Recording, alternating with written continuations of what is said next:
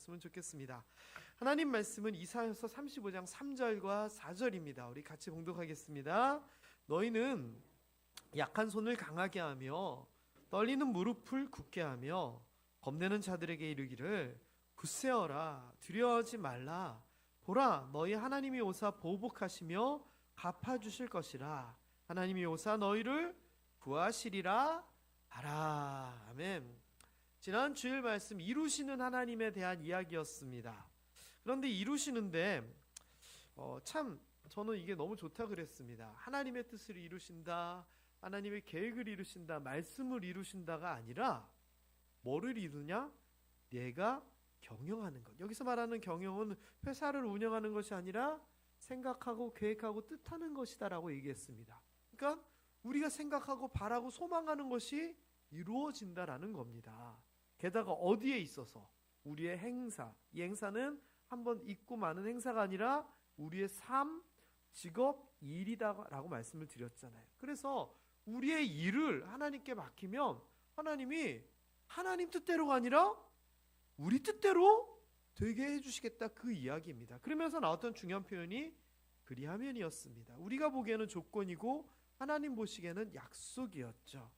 그러면서 제일 중요한 표현이 이 맡기라라고 하는 표현이었습니다. 이 맡긴다는 표현이 사실 이 잠언 16장 3절이 9절이 굉장히 아이러니합니다. 좀 신기합니다. 왜? 맡긴다는 게 뭐예요? 내 손을 떠나 하나님께로 완전히 넘어가는 거라 그랬잖아요. 그러면 누구 마음대로 돼요? 하나님 마음대로, 하나님의 방법대로 이렇게 되게끔 되는데, 이 구절을 보면은 우리의 일을 내가 이래라 저래라 하는 것이 아니라 이렇게 해주세요 저렇게 해주세요가 아니라 하나님에게 맡기면은 하나님이 누구 뜻대로 하신다고? 우리의 뜻대로 해주신다는 거예요. 그래서 이 구절은 우리가 잘 묵상하고 지난주 표현으로 얘기하면 꼭꼭 씹어가지고 우리가 생각해보면 너무 복된 말씀이에요. 하나님 앞에 그러니까 맡기는 게 너무 중요하다. 그리고 맡기는 게 뭐라 그랬어요? 포도농사 얘기했죠? 이래라 저래라 아니에요. 결과와 과정을 내가 막 지시하는 거 아니에요. 말 그대로 완전히 믿고 맡기는 게 필요한 겁니다. 자, 그거와 함께 맡기는데 뭘 맡기느냐? 우리의 행사를 맡길 뿐만 아니라 우리가 운명적으로 지고 가야 될 짐들, 이런 것들도 맡기라 그러셨고요. 베드로전서에서는 너희 염려까지, 걱정거리까지도 다 맡기라고 얘기합니다. 게다가 지난주 얘기했던 거 오늘의 말씀하고도 연결이 되는데, 네가 속상하고 누가 괴롭히고 그래가지고 막 화가 나가지고 내가 가만히 있겠어, 그거 하지 마라. 원수조차도 내가 하나님께서 갚아줄게 라고 한다는 겁니다. 그러니 이 우리가 하나님 앞에 맡긴다는 게 얼마나 좋습니까? 내가 아둥바둥 할 필요가 없습니다. 그래서 제가 이런 표현까지 썼어요. 새벽에 몰라, 무슨 일이 생기면 몰라 하나님한테 맡겨야지. 내가 고민하고 걱정하고 근심하고 하는 게 아니라 하나님을 믿고 맡기는 거, 이거 진짜 필요합니다. 우리 옆에 분들에게 한번 여쭤봅니다. 한 주간 잘 맡기고 사셨습니까? 시작. 맡기고 나면 속 편한데 우리가 아직도 붙잡고 있는 거, 그게 문제인 겁니다. 자, 특별히 오늘은요, 맡기다와 함께 갚아준다라고 하는 표현을 좀 쓰려고 합니다. 왜? 하나님 앞에 맡기면 갚아주신다라고 했거든요. 그러니까 우리가 뜻하고 우리가 계획하는 것을 이루어 주신다는 그 표현과 함께 저는 이 갚아주신다고 하는 표현이 너무 좋은 것 같아요. 왜 좋은지, 어떤 것을 하나님께서 갚아주시는지 오늘 좀 찬찬히 살펴보겠어요. 일단 가장 기본적인 게 있어요. 이건 우리가 너무 잘 아는 건데, 우리의 죄값을 갚아주셔요. 우리가 죄로 인해서 죽을 수밖에 없는데 예수 그리스도의 십자가의 은혜로 말미암아 우리 대신 속량 갚아주신잖아요. 근데 그 이야기는 우리가 잘 아는 이야기고 가장 근본적인 이야기이지만, 일단 오늘은 빼고 우리 실생활에서 죄에 대한 문제 이런 거 말고 우리 실생활에서 뭘 갚아주시는지 요거를 좀 살펴보려고 합니다. 자, 오늘의 본문은 이사야서 35장이에요. 이사야서 35장은 이 앞부분에는 이사야서는 야, 그러면 혼나, 너희들 심판받을 거야. 이 이야기를 하고 있어요. 그래서 바벨론 포로에 대한 이야기, 이런 이야기들이 앞에 나와요. 무서운 이야기죠. 그런데 중간 이후에는 하지만 너희들이 회개하고 돌아오면 내가 다 회복시켜 줄게 하면서 회복의 메시지가 담겨져 있어요. 특별히 35장 1절 2절이 참 좋은 말씀인 것 같습니다. 한번 읽어볼까요? 광야와 메마른 땅이 기뻐하며 사막이 백합화같이 피어 즐거워하며 무성하게 피어 기쁜 노래로 즐거워하며 레바논의 영광과 갈멜과 사론의 아름다움을 얻을 것이라. 그것들이 여호와의 영광 곧 우리 하나님의 아름다움을 보리로다. 자, 하나님의 심판 때문에, 하나님의 징계 때문에, 우리의 잘못 때문에 잘못되고 뒤틀어진 상황을 뭐라고 여기에선 표현하냐면은 광야라고 얘기해요. 메마른 땅이라고 얘기를 하고요, 사막이라고 얘기하고 있어요. 그러니까 안 좋은 거죠. 없는 거고, 생명의 어떤 기미조차, 희망조차도 없는 그 상황인데 하나님이 그것을 어떻게 바꿔주시느냐? 백합화같이 피어 즐거워하겠다. 무성하게 피겠다. 기쁜 노래로 즐거워하겠다. 레바논의 영광과 가멜과 사론의 아름다움을 얻게 될 것이다. 그래서 하나님을 통한 영광과 아름다움을 사막과 광야와 메마른 땅에서 보게 될 것이라는 거예요. 나는 희망이 없어요. 나는 안 돼요. 우리는 못해요. 이랬던 상황이 하나님으로 말미암아 기쁨과 즐거움과 영광을 누리게 된다는 거예요. 사랑하는 모함의 성도 여러분, 하나님 때문에 여러분의 안 좋고 힘든 그런 부분들, 약하고 아픈 것들이 기쁨과 즐거움으로 변화될 수 있게 되기를 주님의 이름으로 축복합니다. 자, 그러면서 뭐라고 얘기하냐면 하나님께서 이렇게 즐겁게 해주실 거니까 힘내자, 이걸 얘기하는 거예요. 그래서 3절 4절 오늘 본문에 굳세어라, 두려워하지 말라라는 거예요. 그러면서 그 표현을 뭐라고 얘기하냐면은 약한 손을 강하게 하라. 하지 말고 딱 힘주고 있으라는 거예요. 무릎도 덜덜덜덜 떨고 있지 말고 굳건하게 다리를 받고 서 있으라는 거예요. 그 다음에 겁을 내는 자들에게는 이렇게 얘기하라는 거예요. 굳세어라, 두려워하지 말아라, 격려하라는 거예요. 여러분, 하나님께서 우리를 도와주시고 우리를 회복시켜 주신다는 소망과 믿음이 있을 때 이게 가능한 거예요. 하나님이 도와줄 거를 믿지 않는데 어떻게 우리가 두려워하지 않고 담대할 수 있겠습니까? 믿음을 가지라는 이야기입니다. 게다가 하는 얘기가 그 두려워 떠는 자들에게 뭐라고 얘기를 하냐면 이렇게 얘기를 하래요.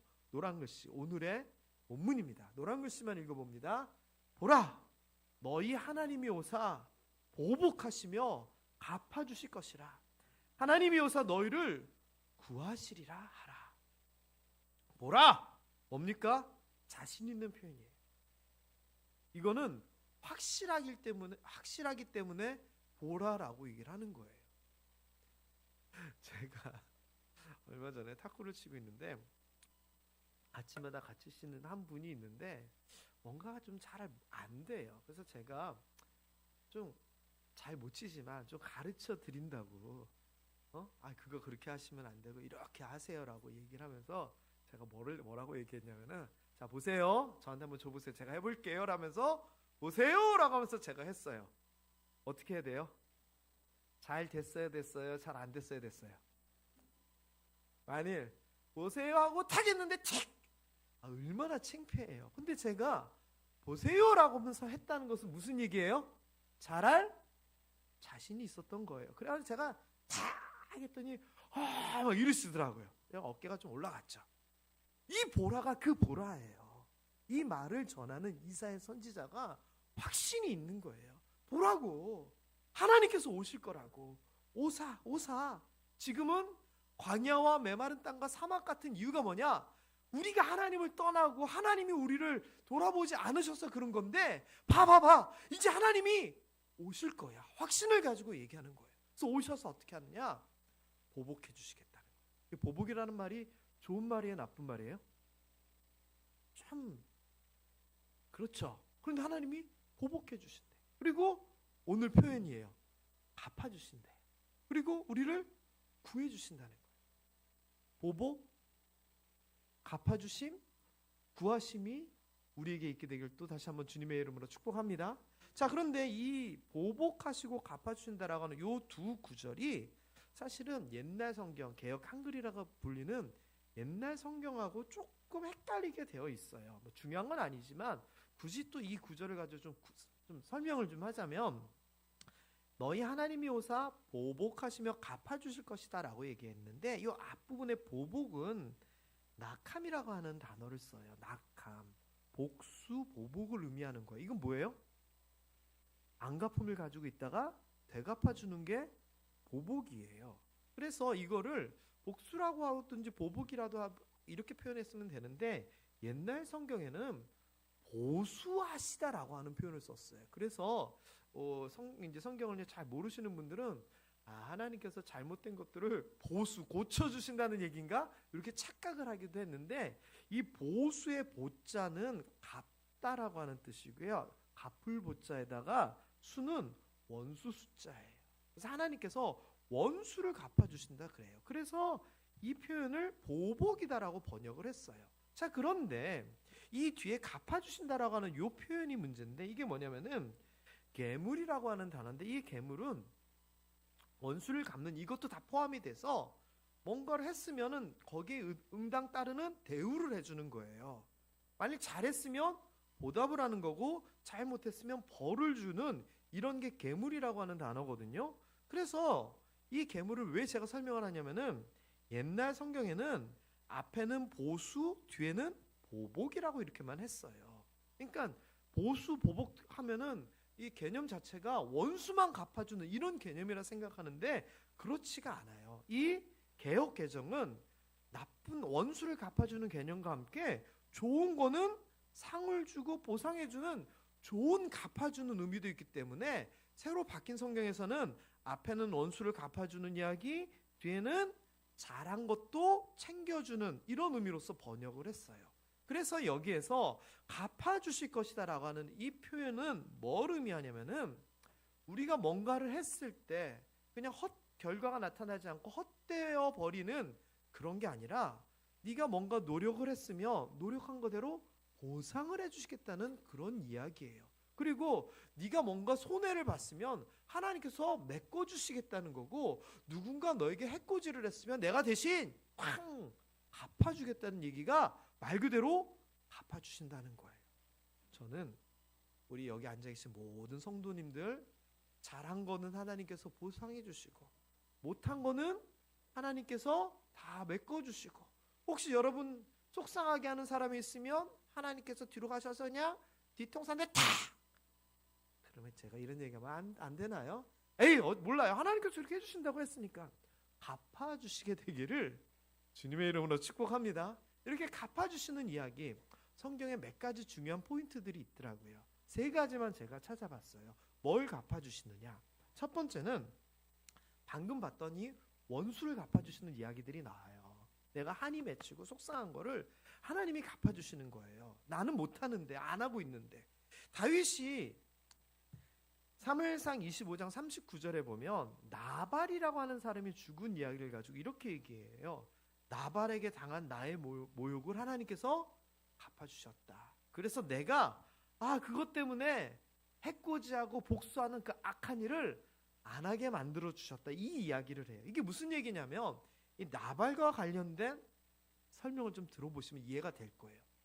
다윗이 사울 왕에게 쫓겨 막 도망다니는 유랑 생활을 하고 있었어요. 그러다 보니 다윗 주변에 다윗과 같이 그런 사람들이 함께 하기 시작했는데 600명이 같이 다니게 된 거예요. 자, 그러면 600명이 이렇게 몰려다니면 먹을 건 어떻게 해요? 3가지 방법이 있어요. 농사나 짓고 사냥한다. 한계가 있겠죠. 두 번째는 누구한테 얻어먹는다. 이것도 한계가 있을 거예요. 그러면 제일 쉬운 방법인데 뺏는다가 있어요. 뺏는다, 힘으로. 근데 이 당시는 당연히 약육강식의 시대였기 때문에 어느 정도 뺏어도 어떻게 하겠어요. 600명이 와서 뺏어가는데 반항도 못하죠. 그렇게 하여튼 어쨌거나 이 다윗과 사람들이 그 광야 생활을 하고 이렇게 다니는데, 한 지역에 갔더니 나발이라고 하는 사람이 있는 거예요. 나발은 갈렙의 후손이고 유다 지파예요. 다윗하고 같은 지파인 거예요. 근데 보니까 이 나발에게 양이 3,000마리고 염소가 1,000마리가 있는 거예요. 자, 그러면은 두 가지 방법이 있죠. 하나는 우리 좀 도와줘. 우리 같은 지파잖아. 이러는 방법이 있고, 두 번째는 약간 힘을 써서 양이 3,000마리 있으면 한 30마리는 우리 좀 주지. 뭐 이런 식으로 좀 강압적으로 뺏는 방법이 있을 거예요. 자, 그런데 다윗이 보니까 이 나발이 같은 지파이기고 그러니까 주변 밑에 사람들한테 나발은 건드리지 마 하면서 놔둬요. 그리고 오히려 보호해줘요. 누가 해코지 못하도록 건들지를 않는 거예요. 그럼 다윗의 입장에서는 지금 호의를 베풀고 있는 거죠. 자, 그러고 이제 지켜보고 한참을 지냈는데 이 나발이 양털을 깎을 때가 됐어요.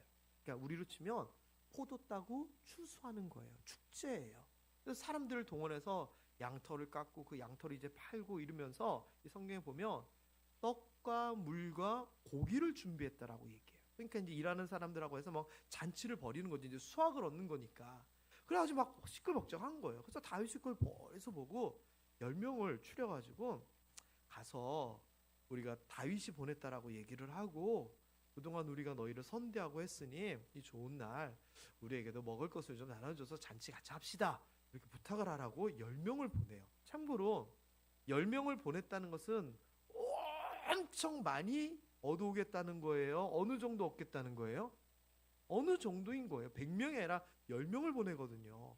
그러니까 계속 다윗의 입장에서는 나름대로 지금 생각을 해주는 거예요. 가서 그냥 야 우리도 좀 먹자 이게 아니라는 거죠.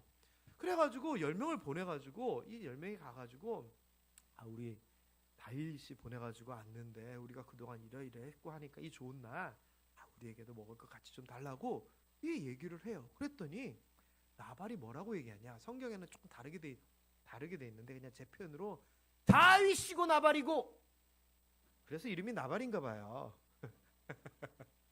하는 얘기가 다윗이고 뭐고 뭐 이새의 아들이고 뭐고 나 모른다고 망신을 줘서 보내는 거야. 아니 우리 아시지 않냐고, 저쪽에 다윗이 지금 머물고 우리 보내 몰라 가 다윗이고 뭐고 다윗이고 나발이고 진짜 이래버린 거예요.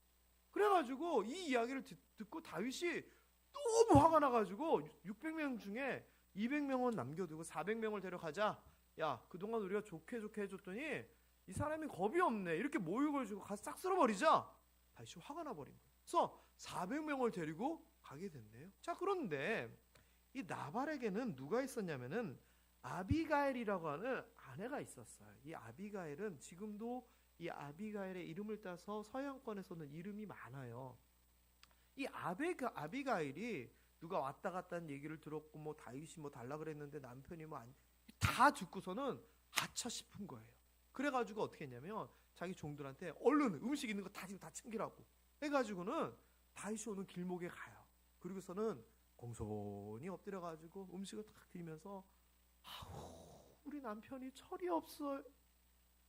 많이 듣던 얘기인데 어디서 듣던 얘기지? 철이 없다는 얘기. 우리 남편이 철이 없어요. 제발 용서해 주세요. 이 음식 드시고 제발 좀 봐주세요. 이렇게 막 하소연을 하는 거예요. 그래서 다윗이 너무 화가 나고 부하들을 보냈는데 부하들이 자기 이름을 댔는데 돌아오고 부하들한테도 면목도 없고 막 모욕에 막 화가 나가지고 막 가다가 여인이 아주 호손하게 용서해달라는 말에 마음을 돌려서 돌아가요. 자, 그러면 여러분 여인 때문에 봐주긴 했는데 다윗의 마음속에 그 앙금과 화남이 다 사그라들었을까요? 그냥 남아있을까요? 남아있죠.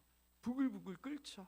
아마도 저녁에 누우면 그놈을 내가 그냥 그 아내 때문에 봐줬는데 그냥 내일 다시 가서 이런 생각이 당연히 들겠죠. 부글부글 끓어오르는 거예요. 자, 그런데 아비가일이 그 일이 끝나고 나서 남편한테 간 거예요. 여보 왜 그랬냐고, 음식만 나눠주지. 다윗이 400명 데리고 오는 거 내가 음식 가져가서 겨우 사정해서 돌려보냈다고 그 얘기를 하니 이 나발이 자기가 무슨 짓을 했는지 그제서야 깨달은 거예요. 성경에 보니까 어떻게 됐느냐, 몸이 굳어버려요. 그리고선 열흘 있다 죽어버려요.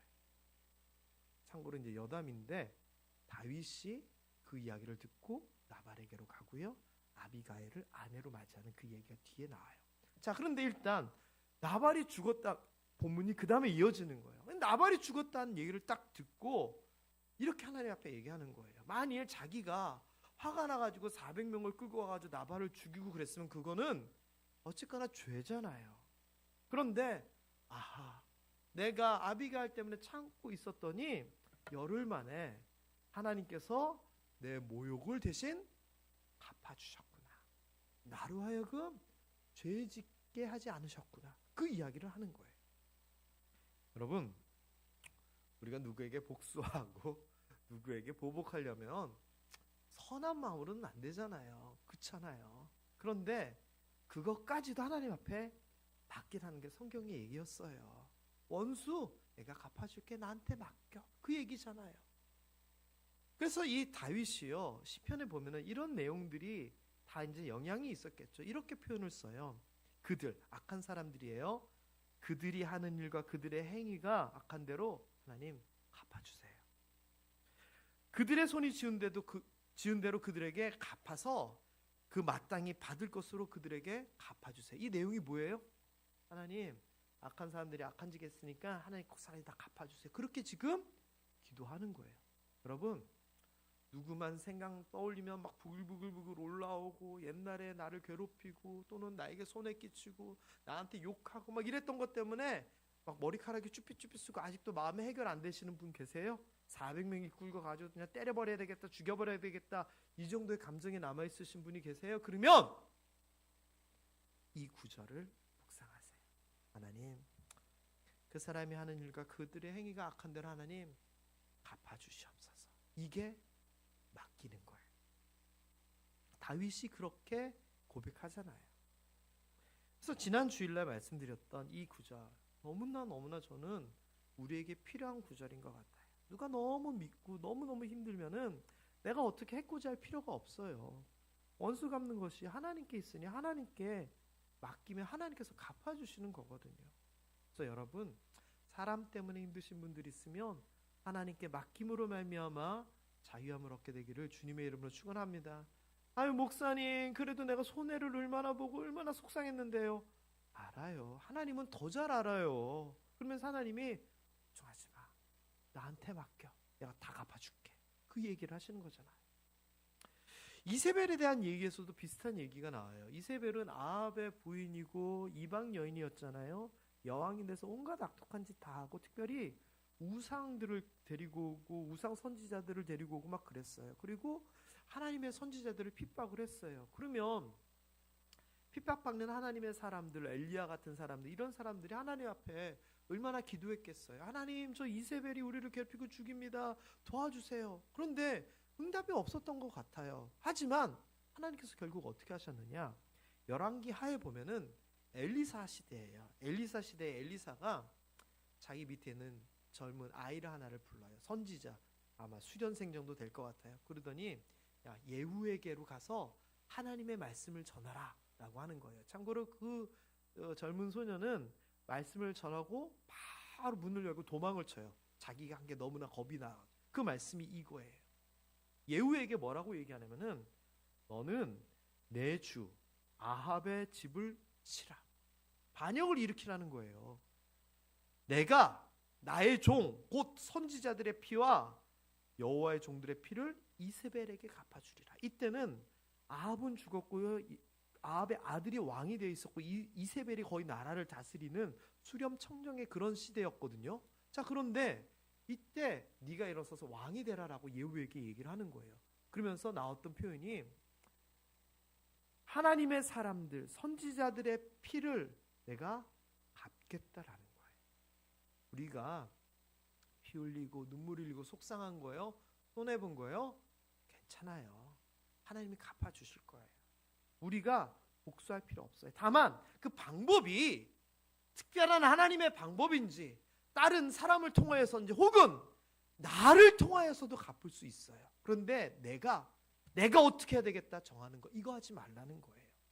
제가 지난 주일날 하나님이 이루시는 데 있어서 결과와 방법을 내가 정하지 말라 그랬잖아요.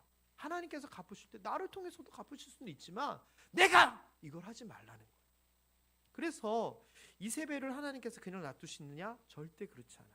그래서 어떻게 되냐면 예후가요, 진짜 반란을 일으켜 이른바 왕이 돼요. 그리고서는 쳐들어가요. 그랬더니 성에서 이세벨이 그걸 보고 네가 하면서 막 독설을 막 쏟아붓거든요. 그랬더니 예후가 어떻게 했느냐? 너무 간단해요. 야, 그 안에 우리 편 없어. 그랬더니 이세벨 뒤에 있던 시종이 이세벨을 밀어버려요. 그래서 이세벨이 떨어져서 창자가 터져서 죽어버려요. 하나님께서 그 죄값을 물으시고 억울하게 힘들게 피 흘린 자들에 대해서 갚아주신, 보수 보복하신 거죠. 여러분, 아유, 분위기가 좀 처지네요. 이 갚아주시는 거 말고 또 이런 것도 있어요. 선행과 구제. 우리가 사랑의 헌금 뭐 이런 거 모으고 할 때 제가 항상 썼던 표현이 이 표현이잖아요. 잠언 19장 17절 같이 읽어볼까요? 가난한 자를 불쌍히 여기는 것은 여호와께 구워드리는 것이니 그의 선행을 그에게 갚아주시리라. 우리가 옆에 불쌍하고 힘들고 이런 사람들에게 선행을 해요. 좋은 일을 해요. 성도들을 도와요. 또 지역에 어려우신 분들을 도와요. 그러면 하나님 입장에서는 이렇게 얘기를 하신다는 거예요. 야, 좋은 일 하네. 야, 내가 빚진 걸로 할게. 내가 빚진 걸로 할게라는 거예요. 이게 사실 뭐냐? 신약에 보면 이런 내용이 있잖아요. 네가 나를 그렇게 잘해줘가지고 내가 너무 흐뭇했다. 아니, 제가 임금님을 언제 그렇게 한 적 있냐고. 아니, 네가 가난한 자들에게 뭐 해주고 이 사람에게 목마른 자에게 해준 거 그거 다 나한테 해준 거야. 내가 그때 그 모습으로 갔던 거야. 이 이야기 뭔지 아시잖아요. 하나님께서 가난한 자에게 행하는 것은 자기에게 행하는 것이다라고 하신다는 거예요. 그러면 하나님이 야, 내가 빚진 걸로 할게. 그러면 하나님이 어떻게 갚으실까요? 연이자 3% 요 정도로 갚으실까요? 아니에요. 하나님의 방법으로 갚으실 거예요. 왜? 그 이야기가 나오잖아요. 마태복음 6장 4절에도 그렇게 얘기가 나와요. 구제함에 있어서 티내고 막 사람들 앞에서 내가 얼마를 구제하고 이거 하지 말라 하면서 제대로 된 구제는 은밀하게, 오른손이 하는 것을 왼손이 모를 정도로 은밀하게 하는 구제라는 거예요. 사람들에게 보이려고 하는 것이 아니라 진짜 마음을 가지고 구제하는 거라는 거예요. 그러면서 뭐라고 하느냐? 은밀한 중에 보시는 너희 아버지께서 갚아주신다. 똑같이 얘기를 해요. 그러니까 여러분의 호의, 선행, 구제가 그냥 없어지는 게 아니에요. 그냥 내가 마음속에서 흐뭇하고 만족스러운 요 정도로 끝나는 게 아니라 하나님이 갚아주신다는 거예요. 하나님의 방법과 하나님의 규모로. 그러니까 여러분, 살면서 하실 수 있을 때 최대한 남을 돕고 섬기고 선행하고 구제하는 그런 삶을 사셨으면 좋겠어요. 그게 여러분이 복받는 방법이에요. 하나님이 갚아주신다고 하잖아요. 자, 뿐만 아니라 이 마태복음 6장에서는 이런 표현도 나와요. 기도도 그냥 사람들에게 보이려고 하는 그런 기도 말고 진실한 기도를 해라. 네가 기도하는 그 시간, 기도하는 그 열정, 기도하는 내용에 대해서 내가 갚아줄게. 그 이야기를 하는 거예요. 우리가 새벽마다 나와서 기도하시는 분들, 뭐 저녁마다 기도하시는 분들, 일터에서 가정에서 기도하시는 분들, 기도 응답 안 된다라고 여러분 절대 속상해하지 마세요. 하나님이 다 지켜보셔요. 은밀한 중에 보신다는 거예요. 우리도 모를 정도로 하나님만 아시지만 하나님께서는 다 보시고 어떻게 하신다? 기도한 거 다 갚아주신다잖아요. 갚아주신다는 게 이거 해주세요 했을 때 이걸로 갚아주신 건 아닐 수 있어요. 그러나 이걸로 안 갚아주시더라도 이런 걸로 하나님이 채워주시고 분명히 갚아주실 거예요. 제 얘기가 아니라 하나님 얘기잖아요. 뿐만 아니라 진짜 간절함을 가지고 금식할 때 있잖아요. 우리의 이 간절함도 하나님께서 그냥 두지 않는다는 거예요. 이 간절함에 대하여서도 하나님께서 갚아주신다라고 얘기해요. 그러니 우리가 신앙생활하는 기도하고 구제하고 또는 금식하고 하는 이 모든 것들이 하나님은 허투루 보지 않으시고 지켜보고 계시다가 다 갚아주신다, 보상해 주시고 대우해 주신다는 거죠.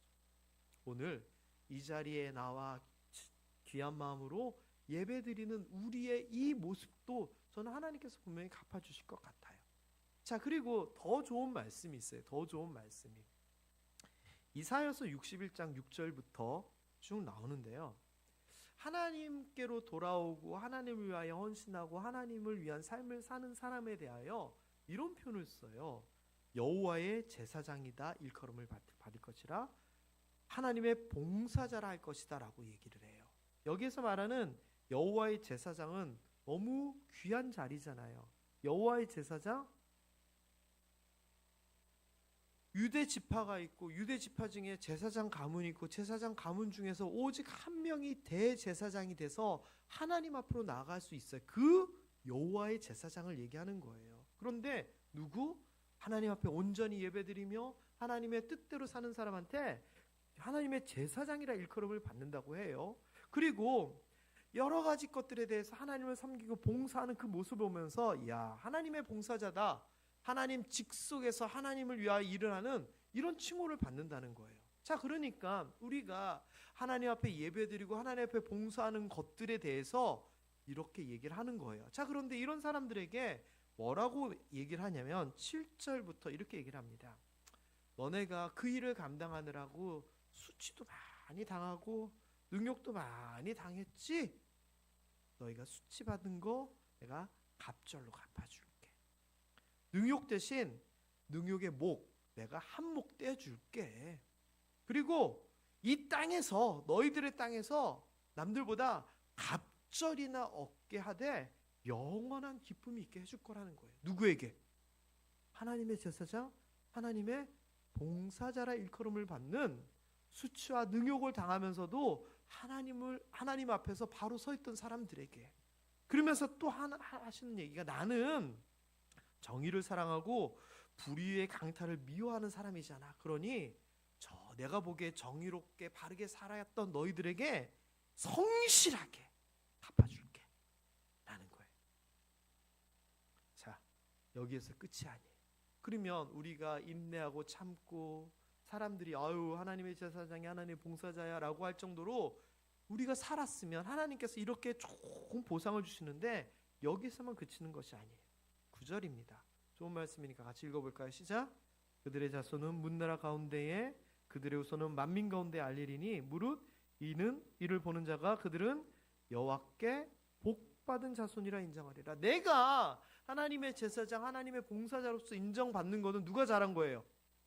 내가 잘한 거예요. 수치와 능욕을 견뎌내가면서 버텨서 내가 인정받은 거잖아요. 그런데 나 때문에 누가 지금 인정받아요? 내 자손이? 내 후손이? 이야 하나님 앞에서 복받은 자손이구나 인정받는다는 거예요. 저는 여러분의 수고와 헌신과 봉사와 예배가 여러분에게만 끝나는 것이 아니라 우리의 다음 세대까지 이어지기를 주님의 이름으로 축복합니다. 얼마나 좋은 말씀입니까? 그래서 이런 얘기들이 성경에 보면 갚아준다는 얘기들이 너무 많이 나오고 똑같은 표현들이 계속 나오는데 이 모든 것을 통틀어서 성경의 제일 마지막 장인 요한계시록 22장에서 이렇게 얘기를 합니다. 노란 글씨만 시작. 각 사람에게 그가 행한 대로 갚아주리라. 자, 그가 행한 대로 갚아주리라. 좋은 말씀이에요? 안 좋은 말씀이에요?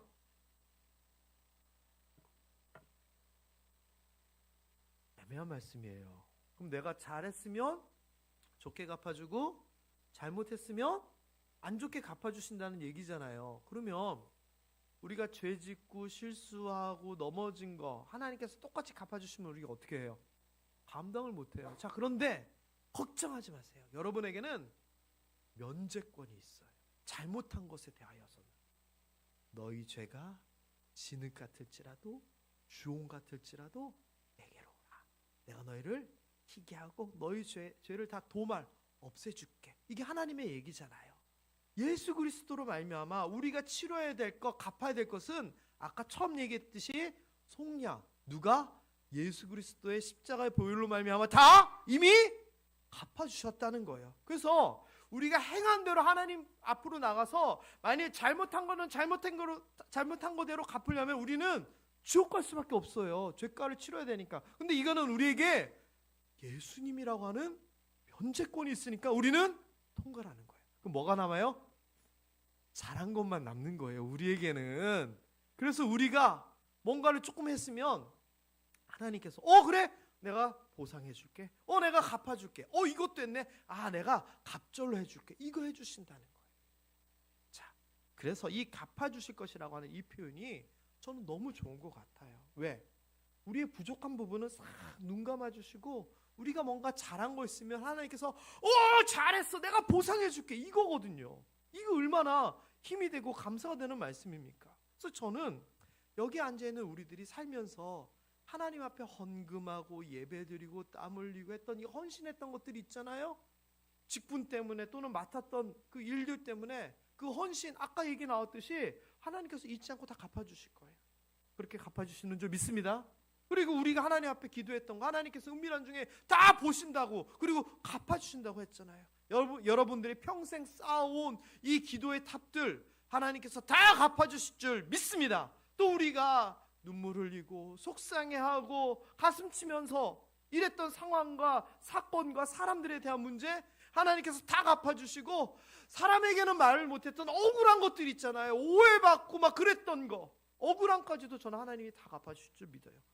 그리고 우리가 이거 하고 싶지만 하나님이 하지 말랬으니 순종했던 거, 하기 싫지만 하나님이 해라 그랬으니 꿋꿋이 그거 따라갔던 거, 이런 순종, 하나님께서 지금 당장은 아니겠지만 결국은 순종했던 그 모든 것 저는 갚아주실 거 확신해요. 그리고 우리가 하나님 앞에 사랑합니다, 또는 하나님 앞에 영광 돌립니다라고 했던 마음속에서 하나님을 향했던 우리의 진심, 저 하나님께서 다 아시리라 생각돼요. 그래서 여러분, 우리가 별로 생각하지 않았던 표현인 것 같아요. 갚아주시는 하나님. 그런데 오늘 말씀을 듣다 보니 어때요? 갚아주시는 하나님의 은혜가 너무 좋잖아요. 자, 그런데 한 가지만 우리가 조심하면 돼요. 그게 뭐냐? 우리를 구원하시고 우리를 갚아주시는 이유가 우리가 잘하고 또는 우리가 할만했기 때문에, 갚아주실만 했기 때문에 갚아주는 게 아니에요. 하나님께서 갚아주시는 것은 은혜예요. 우리는 많은 거 조금 요만큼 했지만 하나님께서는 그래 잘했어 잘했어 하면서 갚아주시는 거예요. 맨날 빵점 맞던 친구가 있었어요. 그런데 하루는 선생님이 아이들 성적표를 나눠주다가 딱 부르는 거예요. 세용아 나와봐. 야야 박수 좀 쳐줘. 너무 이번에 잘 쳤어. 시험 너무 잘 쳤어. 그러니까 애들이 눈이 동그래질 거 아니에요. 맨날 빵점 맞던 애를 선생님이 불러가지고 잘했다고 막 박수 쳐주라니까. 그래서 애들이 선생님 몇 점인데요? 7점. 선생님 입장에서는요, 빵점만 받던 세용이, 좀 좋은 걸로 이름을 대야 되는데, 빵점만 받던 세용이가 7점이라도 받았으니 잘했다 생각하는 거예요. 우리 인간이 하나님 앞에서 잘하고 해봐야 얼마나 잘하겠어요. 하나님 보시기에는 의미가 없죠. 그럼에도 불구하고 헌신하려고 하고 기도하려고 하고 참으려고 하니 하나님께서 그거 보시고 잘했어, 내가 다 갚아줄게, 보상해줄게, 이러는 거예요. 이게 바로 은혜라는 거예요. 구원이라는 게 믿음으로 받아들여지는 거라고 에베소서 2장에서 얘기하잖아요. 그러면서 선물이라고 얘기를 해요. 그러면서 하는 얘기가 너희의 행실 때문에 마치 구원받는 것처럼 착각하지 않기 위해서 내가 믿음으로 구원을 준다라고 얘기하거든요. 마찬가지예요. 우리가 잘해서 갚아주는 게 아니라 갚아주심조차도 사실은 은혜라는 거, 요것만 잊지 않았으면 좋겠어요. 마지막으로 히스기야의 이야기 한 가지만 하고 말씀을 마치겠습니다. 히스기야가 죽게 됐습니다. 하나님이 이사야 선지자를 통해서 너 죽을 거야 라고 얘기를 했어요. 그랬더니 히스기야가 벽을 보면서 하나님 앞에 기도를 해요. 뭐라고 기도했냐면, 하나님, 내가 하나님 앞에 했던 일들을 기억하여 주시옵소서. 그렇게 기도해요. 그랬더니 이사야가 자기 집으로 도착하기도 전에 하나님이 말씀을 바꿔요. 15년 살게 해주겠다고. 우리가 하나님 앞에 때로는 히스기야처럼 그런 표현을 썼으면 좋겠어요. 하나님, 내가 하나님 앞에 헌신도 했고 선행도 했으니까 좀 기억해 주시고 갚아주세요. 갚아주신다고 하셨잖아요. 하나님 앞에서 눈물 흘리고 원통해 하며 원수 갚아주신다고 하셨잖아요. 갚아주세요. 그렇게 기도하고 갚아주신 하나님의 은혜를 누리는 우리 모두 되기를 주님의 이름으로 축원합니다. 옆 사람에게 이렇게 한번 손도 잡고 이렇게 하면서 한마디씩 하시죠. 하나님께서 갚아주실 겁니다. 맞습니다. 우리의 수고, 우리의 헌신 하나님께서 갚아주십니다.